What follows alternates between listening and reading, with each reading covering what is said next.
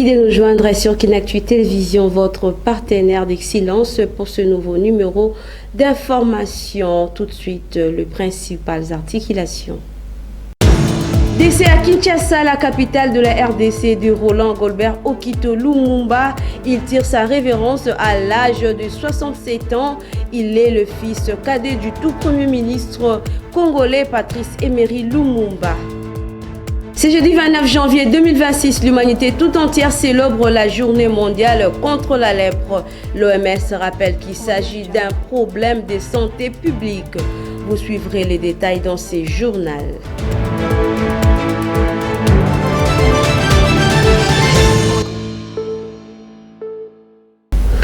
Une fois de plus, merci de nous joindre. D'entrée déjà, démarrons ce journal par cette information. La première ministre, la chef du gouvernement, Judith Suminwa Tuluka, a procédé le mercredi 28 janvier dernier au lancement du système d'alerte précoce pour tous face aux catastrophes. Regardez.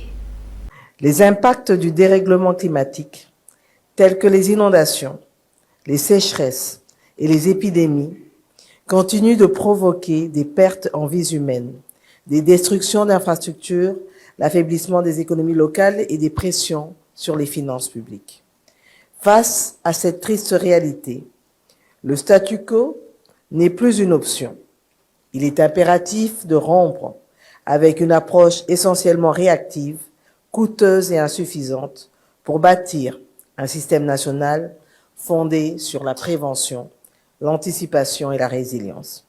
C'est dans cette dynamique que le gouvernement, sous la haute impulsion de son Excellence Monsieur le Président de la République, a engagé des réformes majeures dans le domaine de la gestion des risques de catastrophes et ce en parfaite cohérence avec le cadre de Sendai 2015-2030. Aujourd'hui, notre pays peut légitimement se prévaloir, comme l'a indiqué Monsieur le Vice-Premier ministre, d'une stratégie nationale de gestion de risques de catastrophes et d'une politique nationale de gestion des risques de catastrophe. Ces acquis constituent des fondations solides pour la construction d'un système national moderne et efficace de réduction des risques. Ils témoignent de la volonté politique claire du gouvernement d'inscrire la protection des populations parmi ses priorités stratégiques. Les systèmes d'alerte précoce multirisques représentent de ce fait un outil essentiel pour concrétiser cette ambition.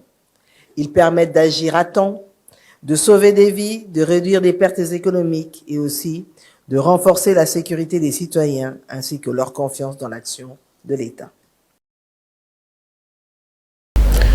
Poursuivons ce journal par la mission d'itinérance du chef de l'État dans l'espace Grand Kasaï où il a procédé à l'inauguration de l'université de Kananga en province du Kasaï central, une cérémonie de haute facture qui a connu la présence de différentes autorités du pays.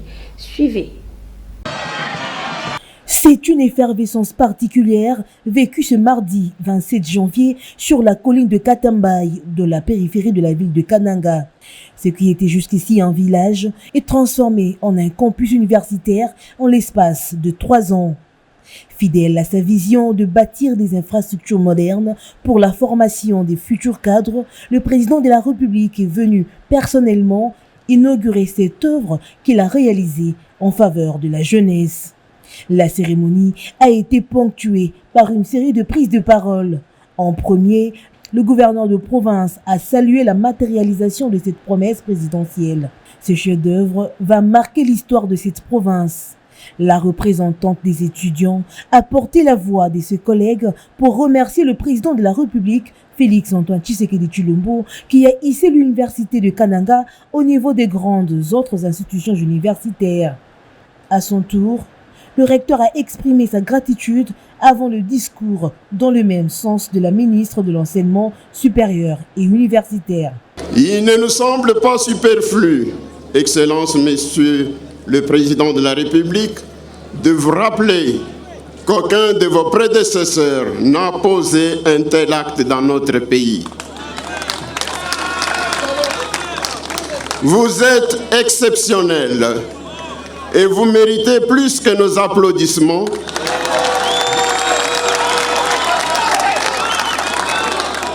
Vous méritez notre profonde gratitude et notre adhésion inconditionnelle à votre vision politique. Avec le sentiment du devoir accompli, le président de la République a coupé le ruban symbolique, marquant ainsi l'ouverture de cette université. Le chef de l'État a pris son temps pour visiter chacun des compartiments. Les nouvelles infrastructures de l'université de Kananga sont constituées d'un grand bâtiment administratif avec 72 bureaux, des blocs de 16 auditoires de 200 places chacun pour accueillir 3500 étudiants en une vacation. Ce nouveau campus comprend aussi 3 blocs résidentiels d'étudiants avec une capacité cumulée de 600 étudiants. 2 grandes bibliothèques physiques et numériques et 14 laboratoires sont aménagés pour la recherche et la documentation.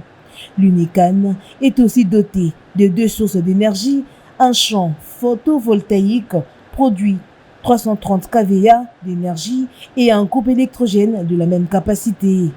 L'inauguration de ce campus universitaire va sensiblement améliorer la formation des cadres dans cette province réputée centre du savoir.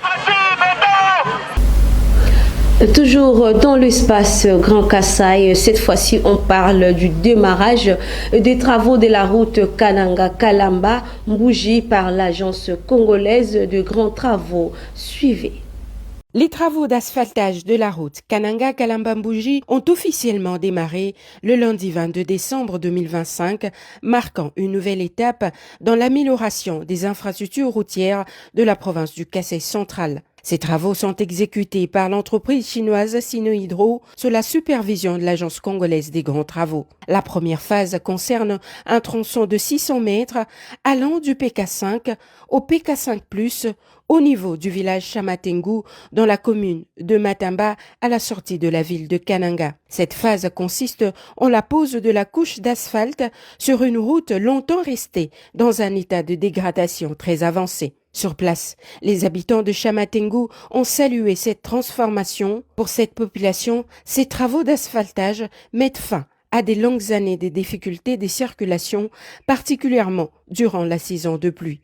Les habitants ont exprimé leur reconnaissance envers les autorités nationales tout en espérant la poursuite régulière des travaux jusqu'à la réhabilitation complète de la route. C'est une grande joie, voilà ce que nous voulions. Le véhicule est à l'œuvre pour l'asphalte, il n'y a point de doute. Nous nous réjouissons et eux sont en train de suivre le travail qui se fait. Au-delà de ce premier linéaire, la route Kananga-Kalamba-Mbouji revêt d'une importance stratégique pour le désenclavement du Kasaï central. Elle facilitera ainsi la mobilité des personnes et de leurs biens, ainsi que l'achèvement des produits agricoles vers les centres urbains. Sa modernisation est perçue comme un véritable levier de développement capable de stimuler les échanges économiques et de renforcer l'intégration régionale. Autre chose dans ce journal, le temps de l'action a sonné avec courage et détermination. Le ministre de Finances Doudou Fouamba Lukunde a pris une série de décisions fortes pour les dépenses urgentes et essentielles. Regardez. Gouvernement mon côté, depuis Congo, Congo, si ressources propres, n'ambonga ba chinois té, si ressources propres à financer ba misala kolega gouvernement oyo. Donc, oyo atia tembe azora avion nae akiti na Kananga Mbujimai osali tour au Congo. Oyo ezaka première phase. Pour deuxième phase ezali, faut tout ça na Lusambo, tout ça na Mweneditu, tout ça na Kabinda, tout ça na Kikwit, tout ça na Inongo, Congo mobimba il faut bilembo ya Fati ezala. Yango nde botiaki président ya mboka, yango azo sala maye oyo peuple na ya sengaki. Donc, mieux vaut tard que jamais. Nous allons construire notre pays et c'est l'objectif ya ba réforme et mayenyon so wana to sali yango na kati ya guerre soki boyebite guerre oyo bazo imposer biso objectif nango pe ezali ba dérailler développement économique na biso pour soki to zika ka mbongo oyo to dépenser année oyo 50% to tiena banzela kaka tamsu Kinshasa oyo obuya no bo kama ndenge koma tamsu ville na biso ya mbandaka bo kama ndenge koma guerre ezana objectif moko to disperser ba moyen to za misolo o il faut kende na kotonga mboka ko pesa bana mboka courant tous à la tout orientant autrement. Il faut tout ça ba réforme tout kanina bandeko ya FMI pour y améliorer niveau de mobilisation à la recette. Dans un autre chapitre, le mercredi 28 janvier dernier à Kinshasa, la vice-ministre en charge des affaires étrangères Noëlla Eganagato s'est entretenue avec l'ambassadeur de la République de l'Égypte en RDC. Leurs échanges ont essentiellement porté sur l'état de relations entre les deux pays. Suivez.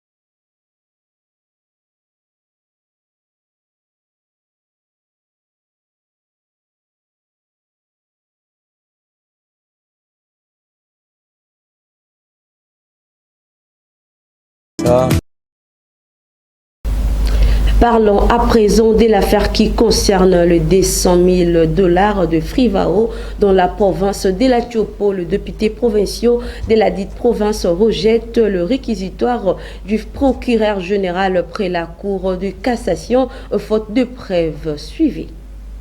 Cette séance plénière est axée sur deux principales matières. La première à être traitée est consacrée au rapport de la commission spéciale chargée d'examiner les réquisitoires du procureur général près la Cour de cassation, sollicitant à l'Assemblée provinciale de la Tchopo l'autorisation d'instruction du dossier en charge de l'honorable Mathieu Skangalondimo. Mandaté par le PG de la Cour de cassation, le procureur général près la Cour d'appel de la Tchopo, Albert Nusumbe Lokouté, présente la quintessence de ces documents. Monsieur le procureur général près la Cour de cassation, étant dans son cabinet, a reçu des lettres de la part de certaines personnes morales. Il s'agit du 17 octobre 2025 de M. Lambert Kankolongo Kadima, délégué général du parti politique Mouvement Congo en avant, MCA en sigle.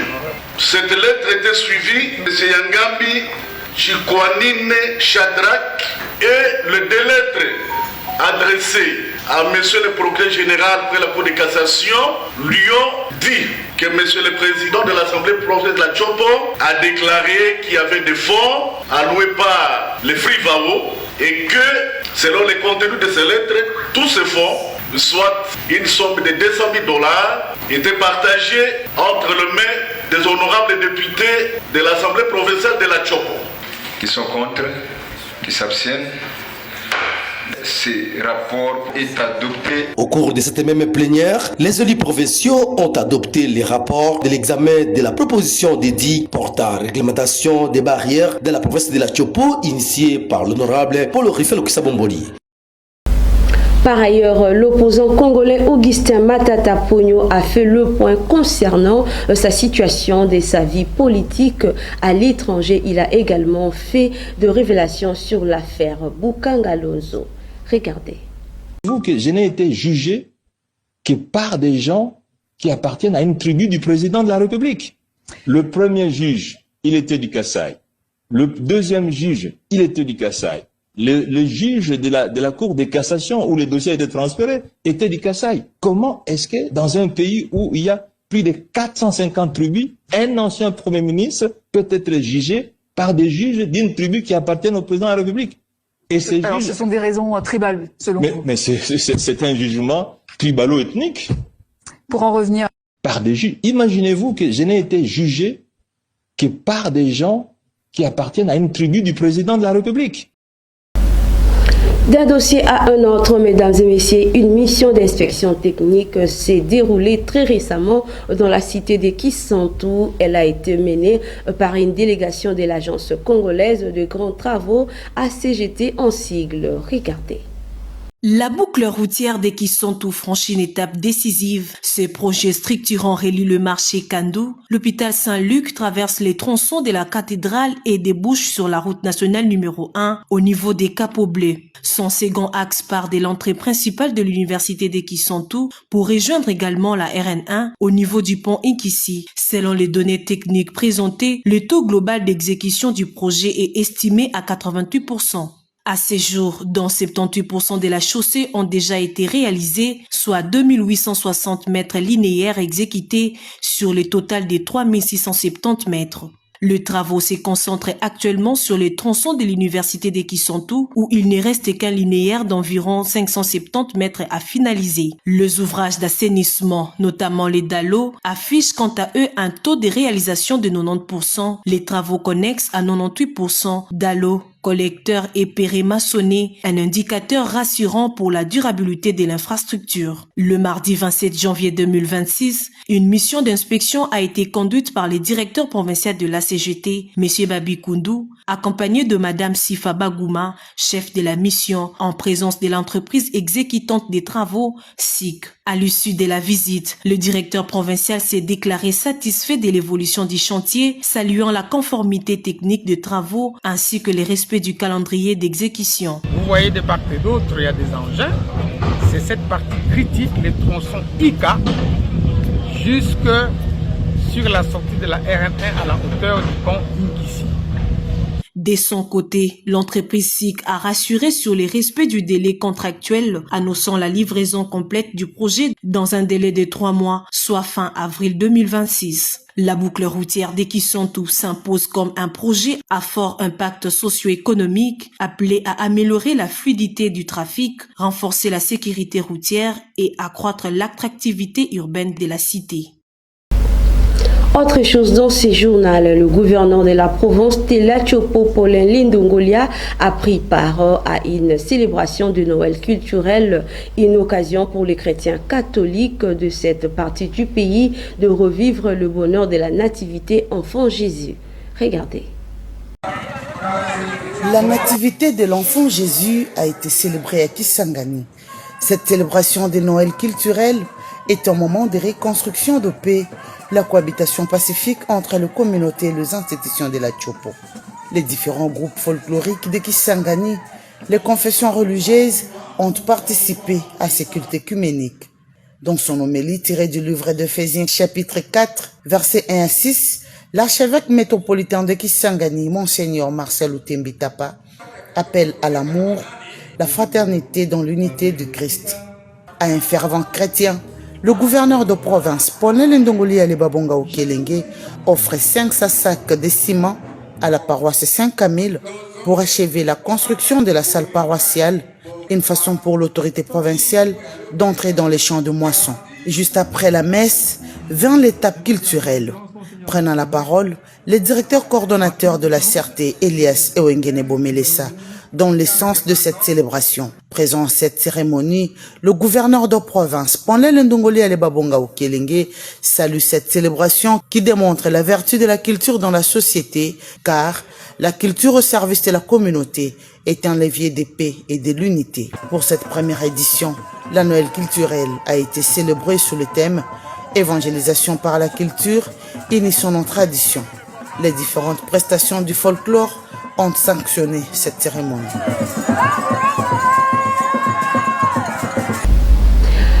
En société, une page noire, comme les livres sacrés, la Sainte Bible le disent dans ses écritures, que je suis né poussière, je retournerai dans la poussière. On parle du décès à Kinshasa de Roland Gilbert Okito Lumumba. C'est le fils cadet de l'ancien Premier ministre Patrice Emery Lumumba à l'époque du Congo belge. Nous y reviendrons prochainement avec détails. Et le 29 janvier de chaque année, l'humanité tout entière célèbre la journée mondiale contre la lèpre. Elle fait partie des problèmes de santé publique en 2017 à l'occasion de la commémoration de cette date historique. L'OMS a rappelé qu'il s'agit d'une infection contagieuse et chronique. Voici dans ces détails. L'éradication de la lèpre repose donc sur un dépistage et un traitement précoce de la maladie. En effet, la 64e journée mondiale contre la lèpre était célébrée le 29 janvier 2017, étant une occasion de rappeler que cette maladie est un problème de santé publique qui est dû à une bactérie proche de celle de la tuberculose, autrement appelée Mycobacterium leprae ou bacille de Hassen. Selon l'Organisation mondiale de la santé, cette maladie se transmet lors des étroits rapprochements physiques et prolongés avec la personne infectée non traitée. Sa transmission se fait par les gouttelettes d'origine buccale ou nasale, lors d'un éternuement ou de la toux. Cependant, cette bactérie se multiplie très lentement, ce qui explique que la durée de l'incubation est plus souvent longue. Par ailleurs, les symptômes se manifestent de manière très variée, notamment si la personne n'est pas soignée. La lèpre manifeste des lésions cutanées, des destructions de nerfs périphériques pouvant entraîner une perte de la sensibilité ou de paralysie, pour ne citer que celle-là.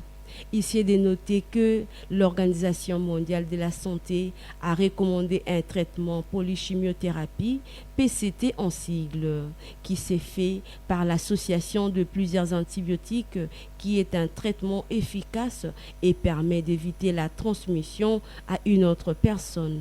Signalons que l'éradication de cette maladie repose donc sur un dépistage et un traitement précoce de la maladie. En outre, la situation épidémiologique de la lèpre au niveau international, au cours de ces dernières années, les programmes d'accès au traitement sont mis en place. Entre autres, la prise en charge par l'OMS, ce qui permet une diminution considérable de la prévalence de la lèpre au niveau mondial. En international, le président du Gabon, Bruce Oligui Nguema, est à pied d'œuvre pour faire un suivi rigoureux en dehors de son pays pour palper du doigt la réalité de ses compatriotes vivant à l'étranger. Voici dans ces reportages. En visite officielle à Conakry, le président de la République, Brice Clotaire Oligui Nguema, a rencontré la diaspora gabonaise résidant en Guinée, principalement composée d'étudiants. Un moment d'échange fraternel porteur d'espoir et de perspectives nouvelles pour la coopération sud-sud. Devant une assistance enthousiaste, le chef de l'État a salué le comportement exemplaire de ses compatriotes en terre guinéenne, soulignant leur capacité d'intégration et leur sens du respect, gage d'une bonne image du Gabon à l'étranger. Je suis vraiment très heureuse de l'arrivée du président, son excellence chef de l'État, Brice Clotaire Oligui Nguema, sur la terre guinéenne. Il nous a fait l'honneur de nous recevoir. Nos doléances ont été prises en compte. Nous nous sommes sentis vraiment épaulés, vraiment aimés, si on peut dire. Donc voilà, nous sommes vraiment très heureux. Mais au-delà de l'émotion, cette rencontre aura marqué un tournant diplomatique. Le président Brice Clotaire Oligui Nguema a en effet annoncé l'ouverture prochaine de 2 ambassades du Gabon à Conakry et de Guinée à Libreville. Une décision historique qui scelle la volonté des 2 États de raffermir leurs liens politiques, économiques et culturels. La nouvelle représentation diplomatique du Gabon ouvrira la voie à une coopération plus fluide et à un accompagnement de proximité pour les ressortissants gabonais. Le chef de l'État a également pris d'importantes mesures destinées à renforcer la coopération universitaire et académique entre les 2 pays. Des dispositions qui visent notamment à promouvoir la recherche commune et à valoriser le savoir africain. À travers ces initiatives, le président de la République confirme sa vision d'une diplomatie gabonaise et africaine solidaire, fidèle au principe de la coopération sud-sud. Un modèle fondé sur le partage d'expériences, la complémentarité et la construction d'un avenir commun. à l'image de deux nations sœurs unies par l'histoire, la jeunesse et la volonté de bâtir une Afrique encore plus forte. Sur le plan nutritif, découvrons ensemble les bienfaits de l'orange à travers cet élément de votre rédaction. L'orange ou orange douce est le fruit de l'oranger de la famille des rutacées. Il existe plusieurs variétés d'oranges classées en 4 groupes variétaux. Comestible, elle est réputée pour sa grande teneur en vitamine C. L'orange a beau être composée majoritairement d'eau. Sa pulpe et son jus contiennent une quantité très importante de vitamines A, B et C et de composés antioxydants. Sa chair est riche en nutriments comme le calcium, le potassium, le phosphore, le magnésium, le fer, le cuivre, les flavonoïdes et les caroténoïdes, ainsi qu'en fibres. En consommer régulièrement est excellent pour préserver l'organisme de nombreuses maladies. Voici pour vous 6 bonnes raisons de consommer l'orange régulièrement. En premier lieu, l'orange protège nos yeux contre diverses maladies. Deuxièmement, elle lutte contre le cancer. Troisièmement, elle réduit le risque de maladies cardiovasculaires. En plus, elle réduit l'inflammation, mais aussi elle soigne le rhume. Et pour finir, elle améliore la digestion. En météorologie, sachez que demain, vendredi 30 janvier 2026, dans la ville Provence de Kinshasa, des jolis nuages parsemeront les ciels et la température atteindra le 26 degrés Celsius. La force du vent oscillera aux alentours de 70 km/h, tandis que dans la soirée, de jolies éclaircies parsemeront les ciels et la température retombera à 25 degrés Celsius.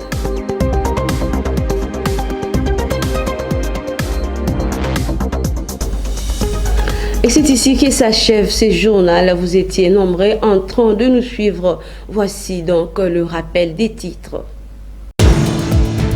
Décès à Kinshasa, la capitale de la RDC, de Roland Golbert Okito Lumumba. Il tire sa révérence à l'âge de 67 ans. Il est le fils cadet du tout premier ministre congolais Patrice Emery Lumumba. Ce jeudi 29 janvier 2026, l'humanité tout entière célèbre la journée mondiale contre la lèpre. L'OMS rappelle qu'il s'agit d'un problème de santé publique.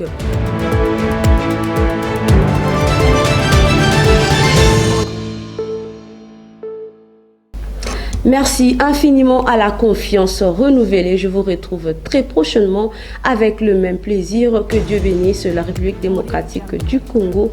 Au revoir.